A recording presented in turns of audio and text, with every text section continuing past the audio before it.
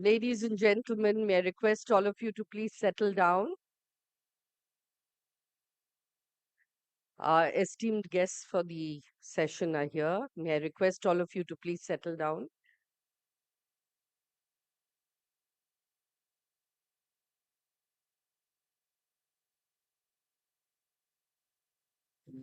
Ladies and gentlemen, please join me in welcoming our chief guest for today, Mrs. Nirmala Sitharaman, the Honorable Minister of Finance and Corporate Affairs, Government of India.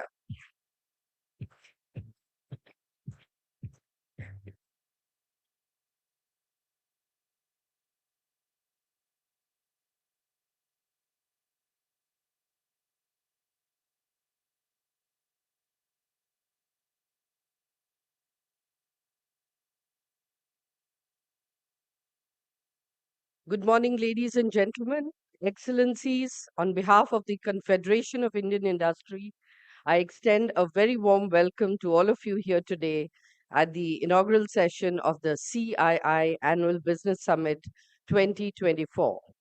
The theme, Co-Creating the Future Responsibly, Role of Business. To begin with a special plenary session, I'd like to begin by requesting Mr. R. Dinesh, President CII, to address us, please.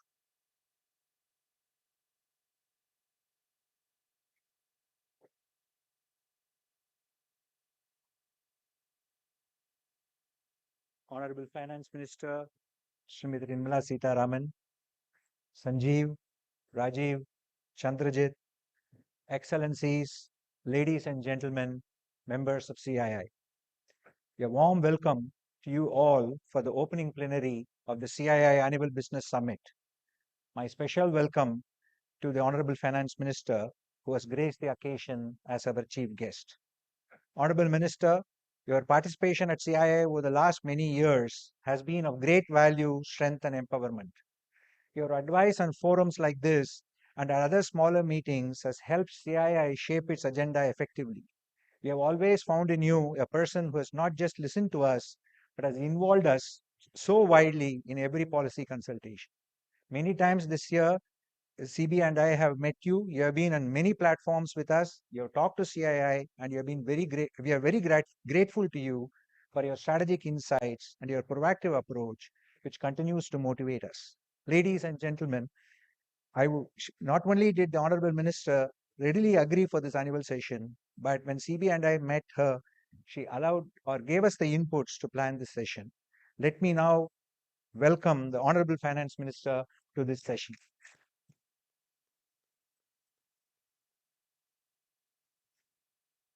My special welcome to all of our guests here. Honorable Ministers, over the years, CII has been working closely with you across a range of issues. Let me mention a few key highlights. First, CII was long advocating for lowering corporate tax rates and reducing complexities. It was a most welcome announcement that you made in 2019 to slash the rate with no exemptions and later to reduce it further for new manufacturing investments. This has helped attract investments and made India an attractive destination for overseas and Indian companies. You have really walked the talk, and today we see that the private sector is also coming in to support this. The tax reduction had been promised many times earlier, but you went ahead and did it. Second, GST has been one of the biggest reforms undertaken by the country. You have taken it to the next level and by working closely with the states, making the changes needed by industry. This has added to the ease of doing business and tax realization, which has helped the growth journey and supported inclusivity. Your capex-led growth strategy was a bold step, and your foresight to continue that during COVID, in spite of our many requests to do otherwise, has really made India globally competitive. Today, the public capex targets have crossed 10 lakh crore, which incidentally was a number which CII had recommended, and this has been a huge jump and helped develop India's competitiveness. You, you managed to do all of this while reining in the fiscal deficit with a laser focus. The stimulus given by the government was well calibrated, and your work to maintain the glide path and propose to bring down the fiscal deficit to 5.1% over 2024-25. All of these game-changing reforms, coupled with the insolvency and the bankruptcy code, reduction in NPAs have helped improve investor confidence, and we really appreciate your partnership approach with industry. While we compliment you on all of these achievements, these strategies have also triggered a multiplier effect that industry has gained from. In fact, the rest of the world now learns from you how to balance growth, fiscal deficit, inflation, and therefore India has emerged as the third largest economy in the world. Thank you, Minister, for your astute leadership again.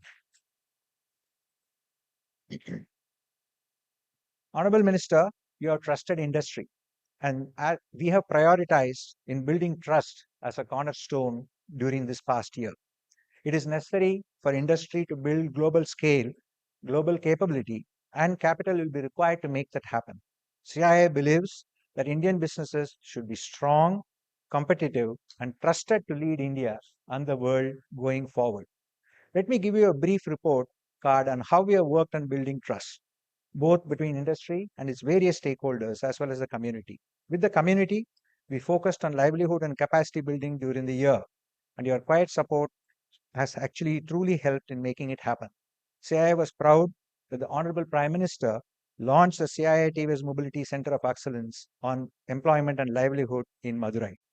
On the globalization dimension, you encouraged CII to establish the Global Economic Policy Forum, where we had discussions on not just the global economy, but also how top thought leaders of the world can support the Indian economy, and the credibility of India was well established. You have also helped us engage with an event on the sidelines of the IMF World Bank to cover issues on sustainability and its transition funding at the global level, which started with Marrakesh and now continues. You also supported us in shaping the discussions in a productive manner with the global investment community, not only by offering us inputs at the appropriate time, but also helping Indian industry further coordinate with its external stakeholders. This has helped in building trust in India. Moving on to the competitiveness of industry and building trust among businesses, we have taken multiple initiatives to work deeply with the Tier 2 and Tier 3 cities of India. As you may be aware, CII has many centers of excellence which work with industry, support competitiveness, sustainability, and quality. I'm happy to inform that we have now 70 offices across India, and starting with Indore, we are now opening centers to provide the services of all of these centers of excellence, which will help in improving the quality, sustainability, and energy efficiency of all of our members and others. The CII Center in Madurai is an example of this. CII has traveled with you to the Northeast region as well, where we worked on infrastructure and logistics support. Our work in the Tier 2 and Tier 3 cities will further expand as we go forward to support the inclusive growth of India. Speaking of sustainability, CII is starting to work on bringing out a comprehensive solution for mobility, which will be sustainable, which will cover goods and services, which will cover the first and last mile connectivity, shared mobility, and personal mobility. Continuing with building trust, CII has gone to the villages and rural areas and set up centers for non agriculture rural jobs. We are also partnering in public health and education, and with a very strong focus on skills, we'll be reaching out to 1 million youth a year. Honorable Minister, with CII's focus on building trust, we are moving away for asking from SOPs and subsidies. As we continue to move ahead with this trust-based relationship, we hope to see lesser compliance requirements from the government, the regulators, and the greater participation of industry to support this and make this happen. Minister, I would like to welcome you and look forward to your insights and guidance today to set the tone for our discussions with the next 2 days. Thank you, Minister. Thank you, Excellencies. Thank you, members. Thank you, ladies and gentlemen. Thank you.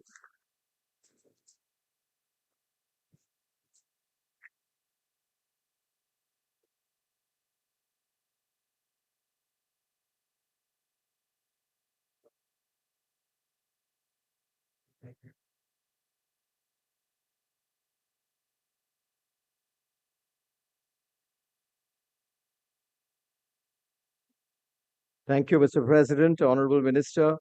Uh, we come to a session which is very special at this point in time. This is a CII President's Award. This award was initiated in 2012, 2013, and the CII President's Awards recognizes some remarkable contributions which have been made by some of our exemplary corporate leaders. And the key criteria, as you see on the screen, of the selection of the awardee are their contributions to the industry, society, their global repute, their contribution to CII, and the contribution in laying foundation of a modern Indian industry.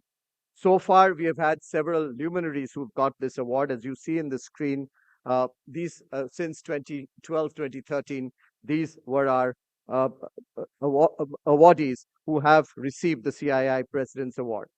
The jury for the CII President's Award for 23-24 comprised of select Indian industry leaders under the chairmanship of Mr. R. Dinesh, who is the president of CII for 23-24. The jury under the President CII has decided to bestow the award for 23-24 to Mr. K.V. Kamath, the former chairman of ICICI Bank and chairman of the National Bank for Financing Infrastructure and Development. And may I request for a film to be played on Mr. K.V. Kamath, please. Driven by the passion of building the foundation of Indian industry, the banking sector. Fueling demand, driving economic growth, whilst empowering consumers. Mr. Kamath set the path of making banking accessible and within everyone's reach. He is an inspiring journey, shaping India's banking sector through the ups and downs of the 21st century. Mr. K.V. Kamath's career is marked by several notable milestones and achievements. Under Mr. Kamath's leadership, ICICI Bank transformed into one of India's largest private sector banks. India will become a global financial center in the coming years. That's because the growth that we see in India, continued 10% growth momentum, and acceleration in terms of economic development, would make this a very large economy. Mr. K.V. Kamath donned the mantle of President CII in the year 2008, when the performance of the Indian economy was strong, despite concerns in the global financial markets. Mr. Kamath's extensive contributions to the banking and finance industry have garnered widespread recognition. He was honored with the Padma Bhushan for his distinguished service in the fields of trade and industry.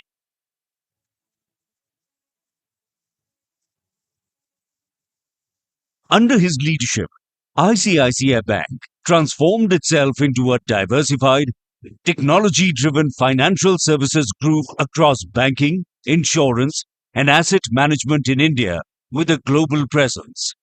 As Infosys chairman, Mr. Kamath was instrumental in sharpening the governance processes at a time when the company was embarking on a new strategic direction.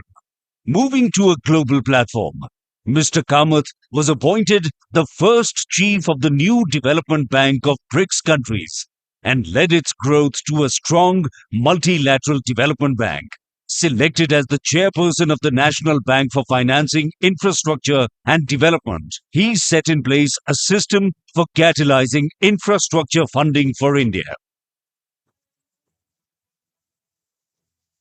As President CII in 2008-2009, Mr. K.V. Kamath helmed CII's active role in responding to the challenges posed by the global financial crisis. Under his leadership, CII drove the agenda of increasing competitiveness of the Indian economy and the vision of building India. The CII India at 75 Foundation was launched during his tenure as President CII. Guided by his insights, CII suggested proactive policy measures, many of which were favorably considered by the government and regulatory authorities. I have to acknowledge the support that we got as CII from the government, right from the Prime Minister down to the administrators and everyone in between. And indeed, in all this, the efforts put by our own team here within CII in making sure that what we wrote just did not stay on paper. What we wrote was followed up on, was translated into action. A member of the CII National Council for decades, Mr. Kamath led councils on corporate governance and financial services when these areas were undergoing dramatic transformation. His vision and insights strengthened CII's role in national development. CII salutes his commitment to India's growth and charting the path as we go ahead. Mr. K.V. Kamath. May I request Mr. K.V. Kamath to please come on to the dais and receive the award from the Honorable Minister, please.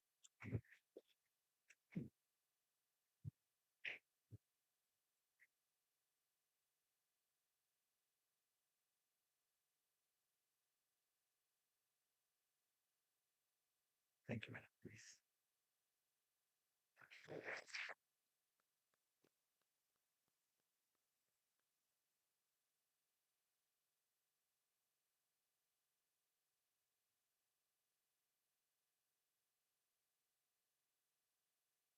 Honorable Minister Srimati Sitaram and my friends on the dais, Excellencies, ladies and gentlemen, I'll be short because we want to hear the Finance Minister, Honorable Finance Minister. But it's my duty to acknowledge this recognition. And I want to say that this recognition is really for the team. All the teams that have worked with me all through my career at various points in time. And particularly at CII, because this is where I think I had the most to contribute to industry at large. And in that, I particularly will remember one thing and then end what I have to say. That is, we also did a great transition in CII during my term. That is from one great leader, Tarun Das, to another great Director General, CB, who is here with us. And they have carried, and this team has carried the flag forward, as it were, and done service to industry. Thank you again for this recognition, which I accept with great humility. Thank you.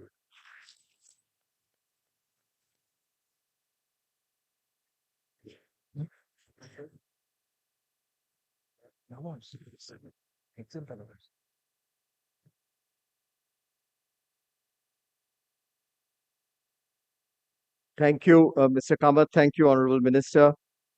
It's now we move to the next section, and that's the presentation that we have on CII Foundation for Women Exemplars. So we have a Women Exemplar Award program, and this was institutionalized in 2005. And this program of Women Exemplar, many people question why, as an industry association, we were giving awards to women grassroots leaders. But today, this has become a very strong movement. And this year is the 19th edition of the award. And this year, we received over 300 nominations from across the country, including areas like the Andaman and Nicobar Islands.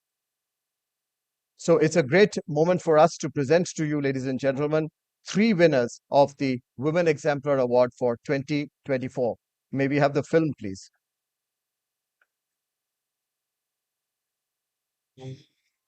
This is the story of women with an indomitable spirit who did not accept things they could not change. They changed the things they could not accept.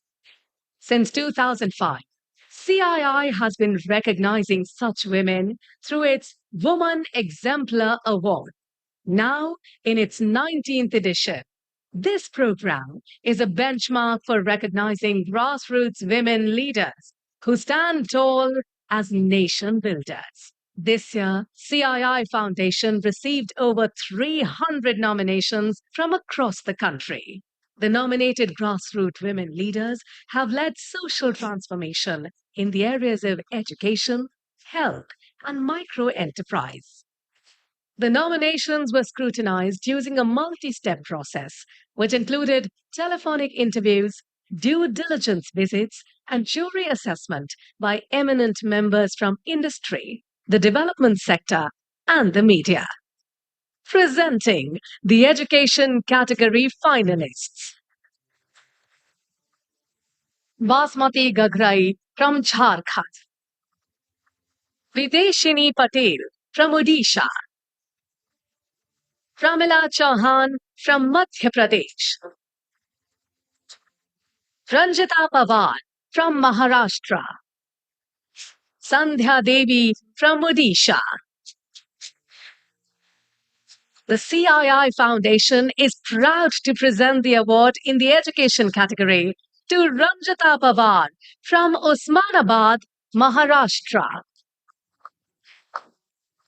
Ranjita Pawar, born into the stigmatized Laman Banjara tribe, rose as a bold advocate from Osmanabad, overcoming abuse, violence, poverty, and gender discrimination. She founded Samarth Kalyankari Sanstha, empowering 40,000 plus individuals from nomadic tribes and denotified tribes with foundational education in the local dialect, Gormati, which led to notable academic and psychological progress among Laman children. We salute Ranjita's dedication and present her the Education Category Award for her transformative impact on her community.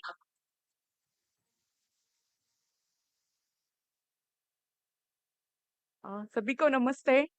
मैं रंजिता घुमंतुक आदिवासी बंजारा समुदाय से मैं आती हूँ, जिस समुदाय को सिर्फ क्रिमिनल मान के बाहर फेंका गया था और वो सारी सुविधाओं से वंचित थे।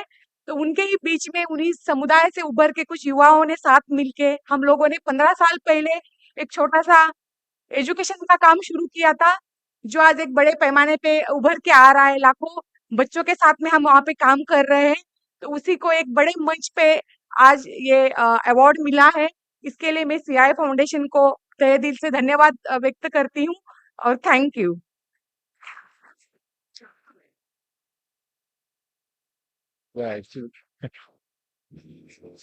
Presenting the health category finalists. Chandravati Nigam from Uttar Pradesh. Hiroda Mahato from Jharkhand.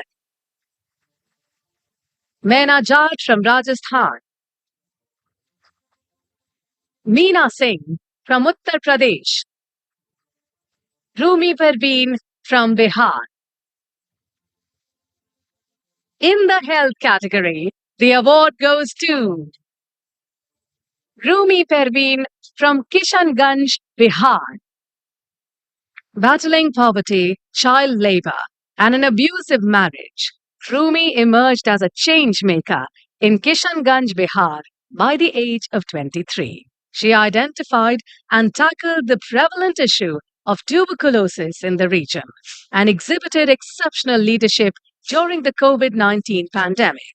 Rumi's commitment to holistic health led her to establish Sapno Ki Pehel, an NGO focusing on menstrual and reproductive health and developing women leaders along the way, impacting over 170,000 women and children through her work. The CII Foundation presents the Health Category Award to Rumi for her unwavering dedication to holistic health. मुझे आज बहुत खुशी और गर्व महसूस हो रही है कि मैं इतनी छोटी सी उम्र में यहाँ तक आई हूँ और इसके वजह से मैं बहुत प्रेरित और उत्सुक भी हूँ आगे काम करने के लिए। एंड सीआईआई फाउंडेशन को बहुत बहुत शुक्रिया मेरे तरफ से। Thank you so much.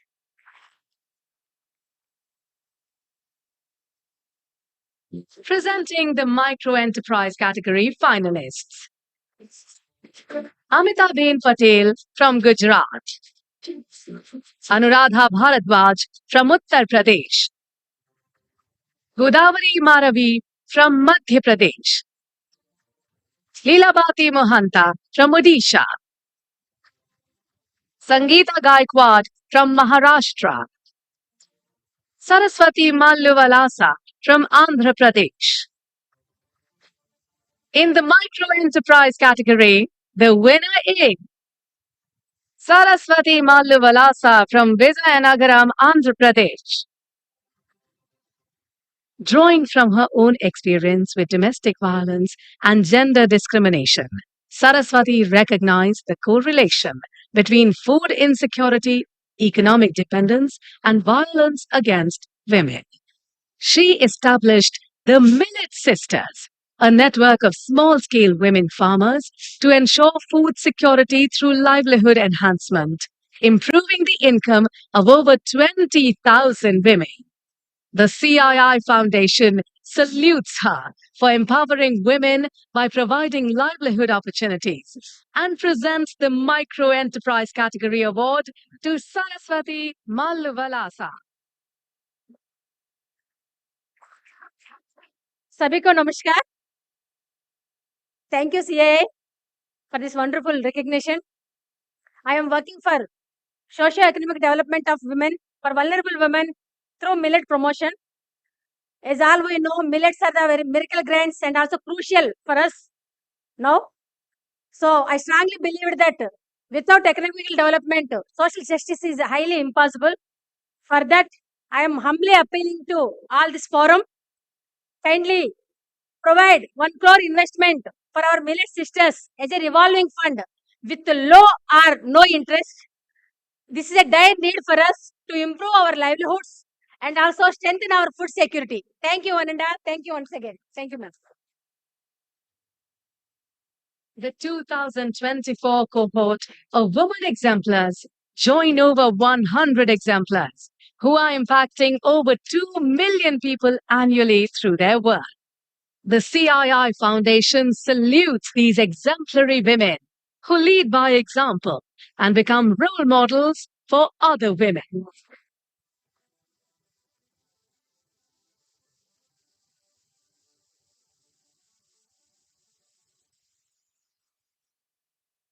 May I request our dignitaries to please come forward and for a photo opportunity with all the awardees who are here today with us. Please join. Please join. May I also invite all the jury members who are present here today to join the photograph.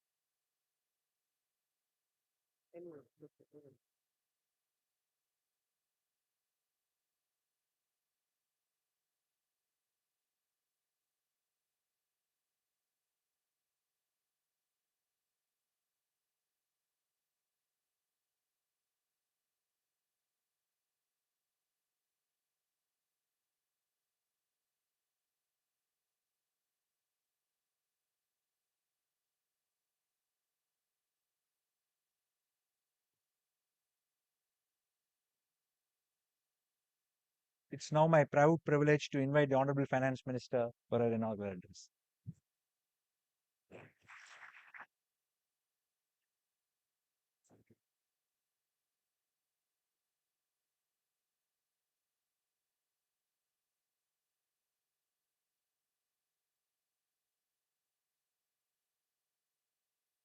Good morning, and what a very motivating gathering this is.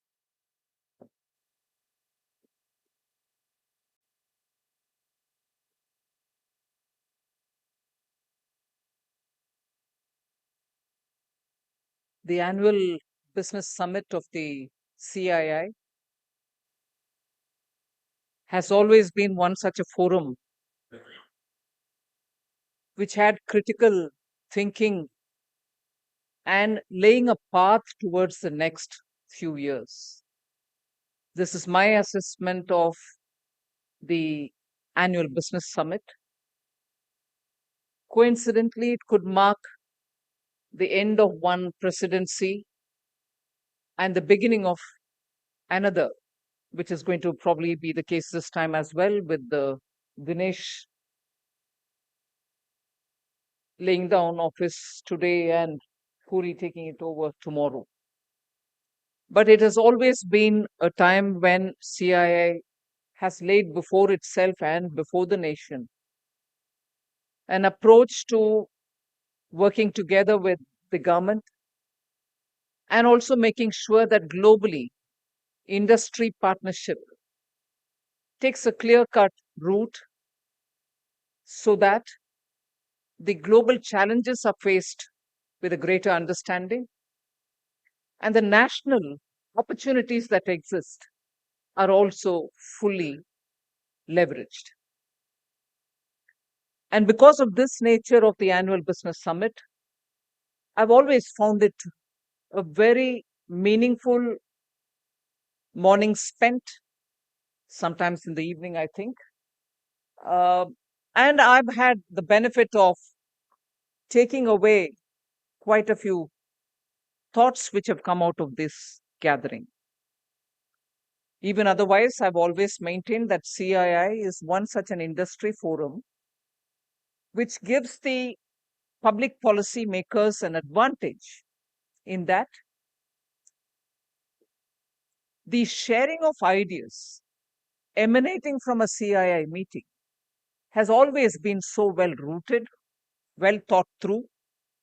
And as a result, for any government, this would be one of the things to do from the takeaway that we really benefit from. So it's kept itself very close to the industry, to all its members, and also to the economic environment which is prevailing in a country or in the context of the global developments.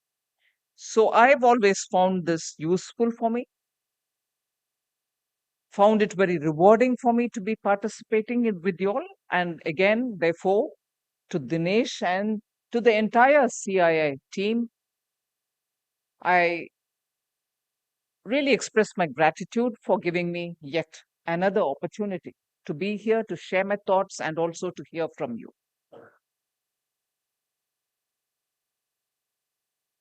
We are at a stage in India where hearing is fine, listening is fine, taking inputs is fine, but it cannot be accompanied with comments or opinions. It's election season. Model code of conduct works. No slip is entertained. So I'm here to convey probably just a picture of what lies before us in India. And being the fastest growing economy, very well recognized by global observers and institutions about Indian economic, macroeconomic strengths for India, I wish to take this opportunity to just lay the path before us, which, which would be something the industry can mull over, and sometime soon after the government is formed post-election. And let me say here, we are confident that Prime Minister Narendra Modi is coming back with a good majority. And therefore, soon after the government is formed, we look forward to a more pointed engagement with the CII to see what best can be done in the July budget, which will be the full year's budget. Because what happened on 1st February, as you all know, was a vote on account. It just takes care of the expenditure for the first quarter till such a time the new budget is presented. And for the new budget, therefore, a lot of consultation can begin with the CII team as well. So I'll lay before you some fundamental indicators which you can use for co-creating the future responsibly, not just for India, for also for your partners elsewhere. India's story is a compelling growth story. India's story is a compelling growth story for several reasons. I'm not going to elaborate the reasons before you, but some things which have been observed by very many groups around the world are worth placing now before us. The IMF estimated that India's contribution to the global growth for 5 years beginning 2023 will be 18%.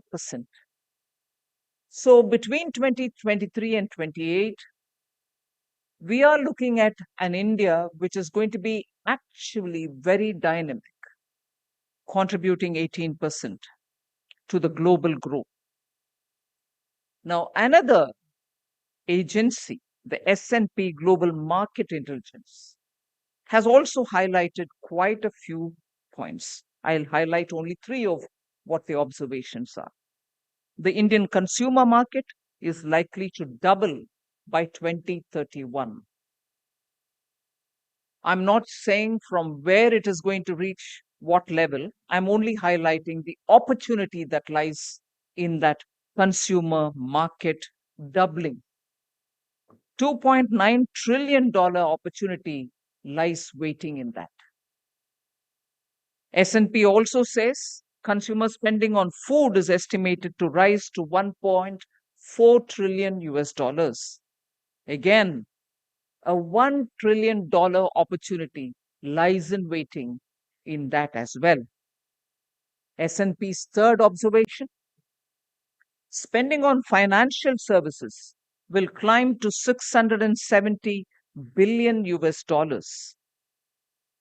There, it's a $390 billion opportunity that lies waiting for us. So, fastest growing economy will continue to remain as the fastest growing economy for the next few years as well, as much as people can foresee.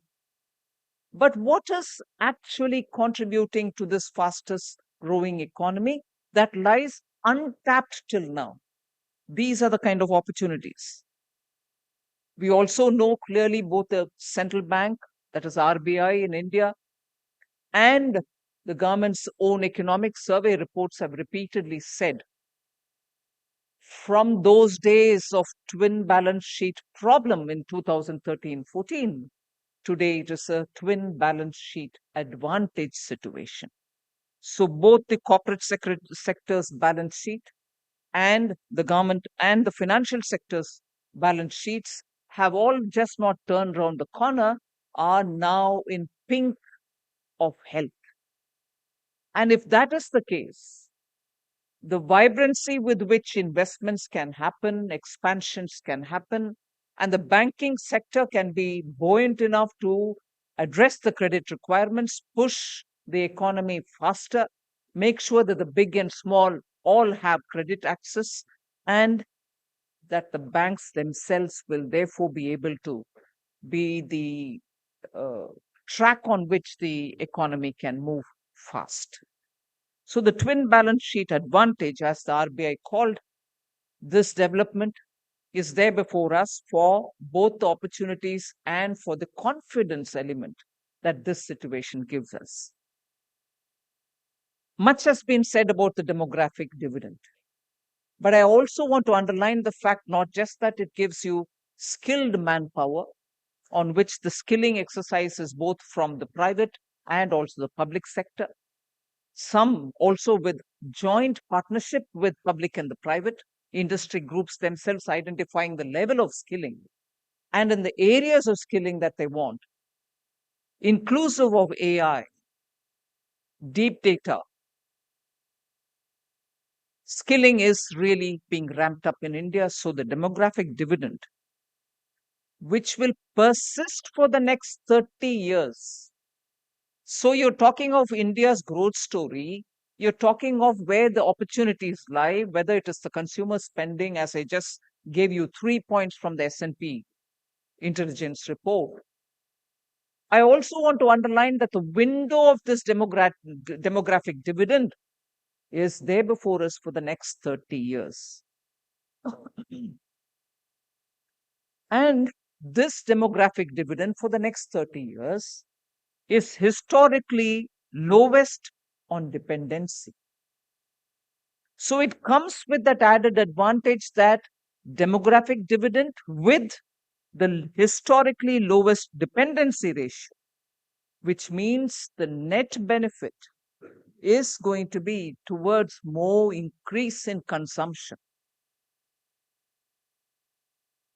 Another highlightable point, which I'm sure is already observed, is India's transition towards green energy, green economy, sustainable and future which is responsibly got to be built up.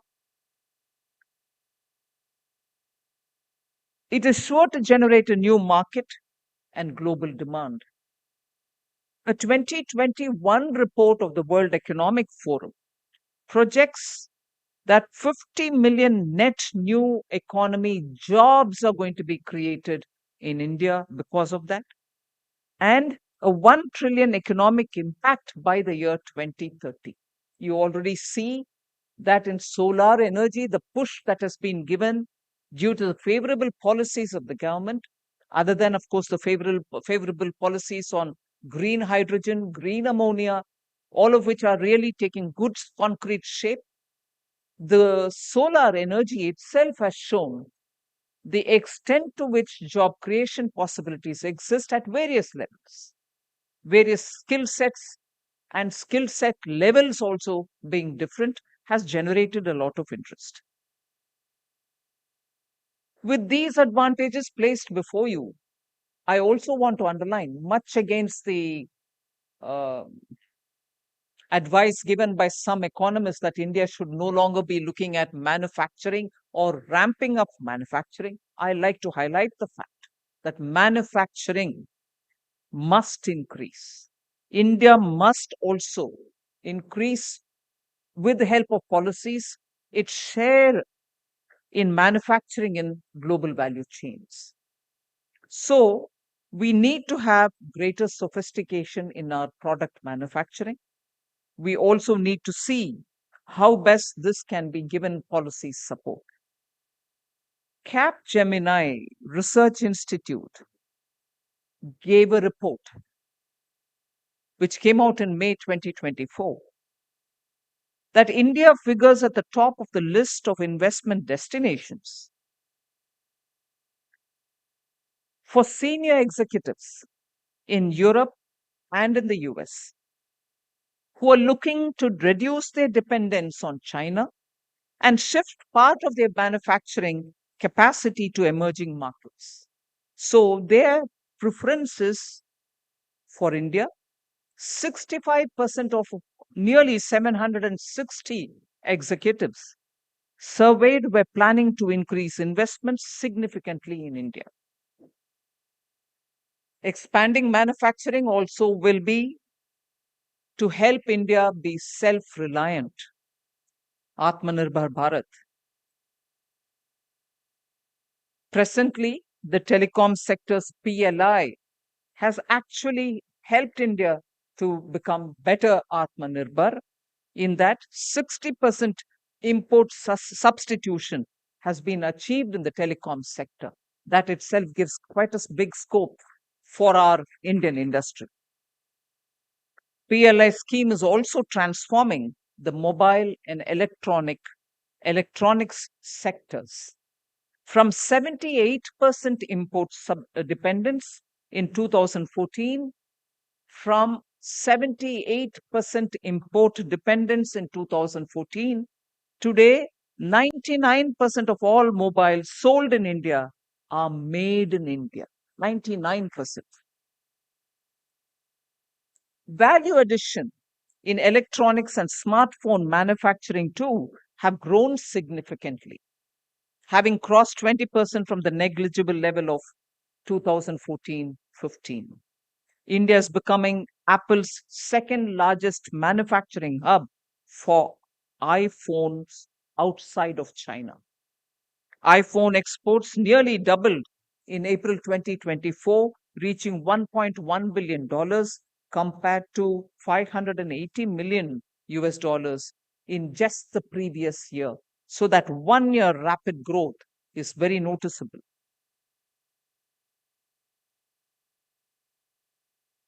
If I'm speaking of manufacturing sector, there's a word to be said about the service sector as well. India commands over 50% of the world's global capability centers and remains the most preferred destination, creating significant domestic and global opportunities in the service sector. The number of GCCs in India has increased by approximately 60% since 2015-16, reaching more than 1,580 in 22-23. So I would like to present that the fundamental basis for this consistent and steady growth and high growth is the policy stability, absence of flip-flops, corruption-free decision making, and making sure that the facilitation both in legislative and also the legal frameworks are all simultaneously going on, having heard from the industry that rapid changes are required in our compliance regime. So, without taking more of your time, I would want to underline the fact that the Prime Minister Modi-led government looks at private sector as a partner in developing India, even as we set 2047 as the year in which or by which India should become a developed country. We see a very big role for private sector, and we would like to partner with them in the development, government acting as a facilitator and an enabler. CII's Annual Business Summit, of course, serves, as I said earlier, as a platform for collaboration, innovation, and for strategic planning. It enables you and also us to synergize the efforts, share insights, and harness the collective experience and expertise in various sectors. I hope India makes the best use of it. So, thank you once again for giving me this opportunity.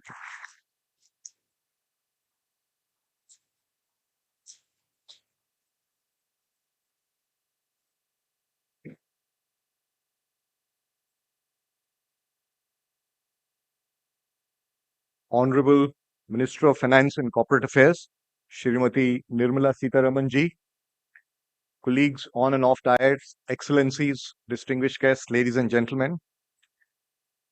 This has been truly a very enlightening and inspirational session. It not only sets the tone for the summit, clearly articulates areas where industry can play a role in India's progress towards a Vikshit Bharat. And for CII in particular, it gives us a lot of inputs in shaping the work going forward, especially the year ahead. Honorable Minister, your suggestions today, your comments today, as always, have been extremely enlightening, insightful, and they will serve as a very important input for us as we go forward in charting out various areas going forward. The performance of the Indian economy, which is a beacon of hope and promise in the world today, the global interest in the Indian economy for multiple reasons and across sectors, I think is a result, no doubt, as my colleague Dinesh alluded to, a result of a lot of purposeful initiatives, a slew of initiatives that the government has taken over several years to build an extremely strong foundation for growth and development. This indeed is very encouraging to Indian industry. We are very much looking forward to contributing to the growth and development of the nation. India's success in the digital economy, in the renewable space, in space sector are great examples of public-private partnership where industry has had the opportunity to closely work with the government and create success at a global scale. Honorable Minister, CI has had the privilege of partnering with the government in many directional policy initiatives. We are privileged to have the opportunity to give our suggestions, and we thank you very much for your leadership and for the opportunity. And you have very clearly articulated that today. That is a source of also immense encouragement to the industry. And we look forward to continuing the engagement across all the sectors that you've identified. In fact, you have highlighted very correctly that the opportunity in India is immense. and it spans all the sectors of the economy, whether it's industry, whether it's agriculture, whether it's services, and it's substantial. So we shall endeavor to work on these areas and look forward to engaging. I also add that CII recognizes the role that industry plays in the nation's development, and we take that responsibility with deep commitment. We're also committed to facilitating development of competitiveness in the Indian industry, and particularly towards the MSME sector. As an important economic organ of society, we'll also recognize that businesses have a social purpose, and through the CII Foundation and, of course, all the members, we continue to endeavor to contribute to the social development also.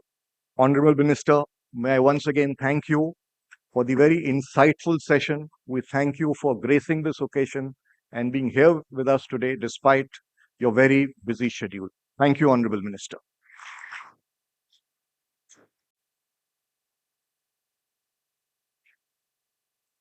May I now request President CII to kindly hand over a token of appreciation to our chief guest today.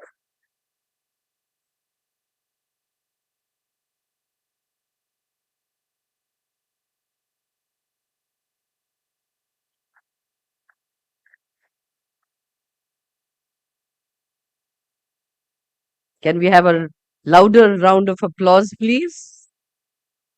With this, we close the session.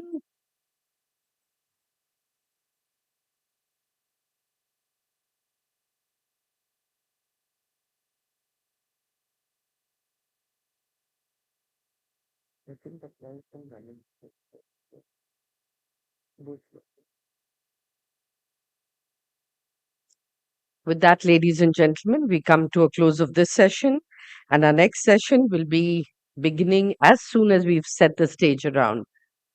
In the meantime, I'd like to share with all of you that we have made arrangements for any kind of exigency, medical exigency that you may have. We have a doctor on call in case it is required. These are just house announcements. The lunch and dinners will be served at the Raja and Rani Bagh Hall Gardens, which you're very familiar with. So please join us there for that. Our next session is Future of Policy Making and Reforms, and it'll happen right here in this hall. Please remain seated. We will start as soon as we are ready.